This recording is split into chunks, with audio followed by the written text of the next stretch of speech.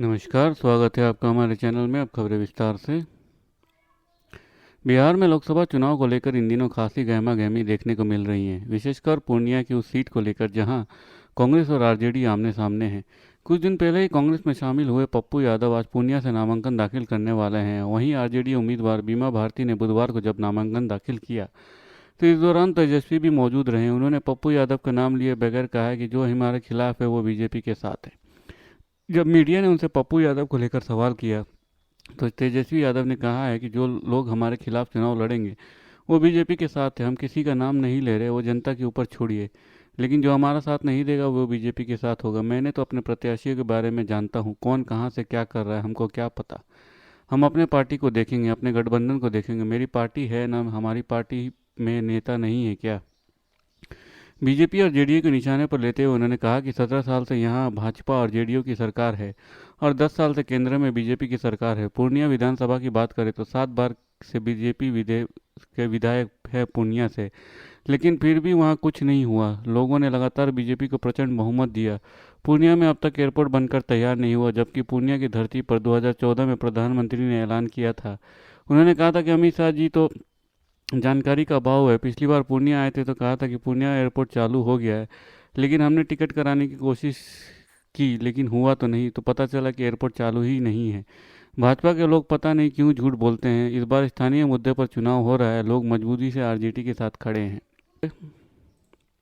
रामानंद सागर की रामायण में सीता और लक्ष्मण की भूमिका निभाने वाले अभिनेता दीपिका चिखलिया और सुनील लहरी भारतीय जनता पार्टी उम्मीदवार अरुण गोविल के लिए प्रचार करेंगे। इसके अलावा प्रसिद्ध टीवी धारावाहिक में अन्य किरदार निभाने वाले एक्टर भी अभिनेता की लिस्ट में वोट मांगेंगे। चिखलिया और लहरी ने भी इसकी पुष्टि की है कि वो गोविल के लिए वोट मांगेंगे।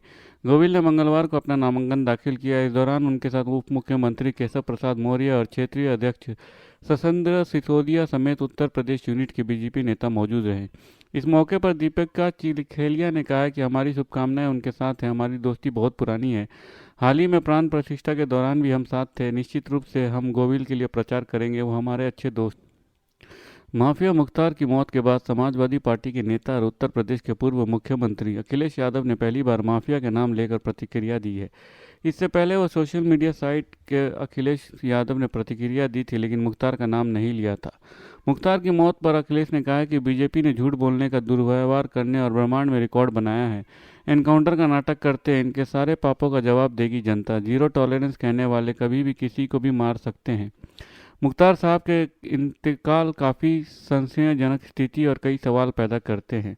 इससे पहले सोमवार को समाजवादी पार्टी के पूर्व सांसद धर्मेंद्र यादव और राष्ट्रीय महासचिव बलराम यादव ने भी मुख्तार के मोहम्मदाबाद स्थित आवास पर पहुंचे।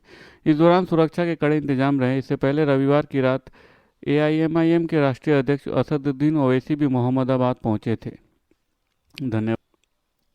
मुख्तार अंसारी के भाई सांसद अफजल अंसारी के बयान सामने आया है। अफजल अंसारी ने बयान दिया है कि 19 मार्च को मुख्तार को खाने में जहर दिया गया, जिसके बाद उन्हें अदालत समेत हर जगह गुहार लगाई।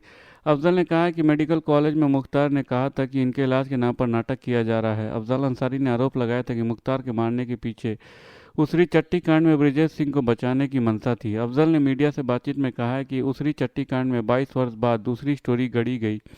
एक घटना की दो कहानी लिखी गई। अफजल ने कहा है कि उसरी कांड में मुख्तार पर हमले को झूठा कहा जा रहा है।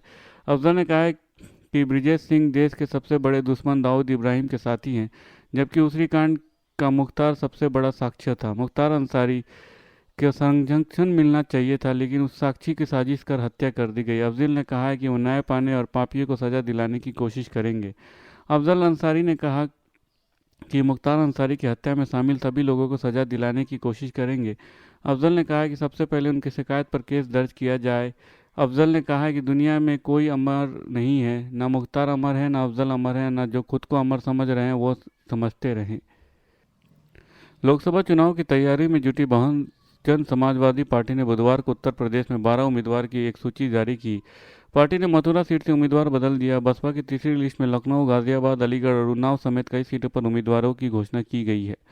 पार्टी ने मथुरा लोकसभा सीट से सुरेश सिंह को मैदान में उतारा है। इससे पहले यहां से कमलकांत उपमन्यु को टिकट दिया गया था। सुरेश सिंह का मुकाबला मथुरा से भारतीय जनता पार्टी की उम्मीदवार अभिनेत्री हेमा मालिनी से होगा। इससे पहले बीएसपी ने बुधवार को अपने स्टार प्रचारकों की सूची जारी की, जिसमें प्रमुख मायावती के अलावा उनके उत्तराधिकारी आकाश आनंद और वरिष्ठ नेता सतीश चंद्र मिश्रा का नाम शामिल है। धन्यवाद। खबरें समाप्त हुई। अगर आपको हमारे वीडियो के कंटेंट पसंद आ रहे हैं तो इसे लाइक और सब्सक्राइब जरूर कीजिए, अपने परिवार और दोस्तों में शेयर कीजिए और अपने सुझाव कमेंट बॉक्स में पोस्ट करना ना भूलें। धन्यवाद। आपका दिन शुभ हो।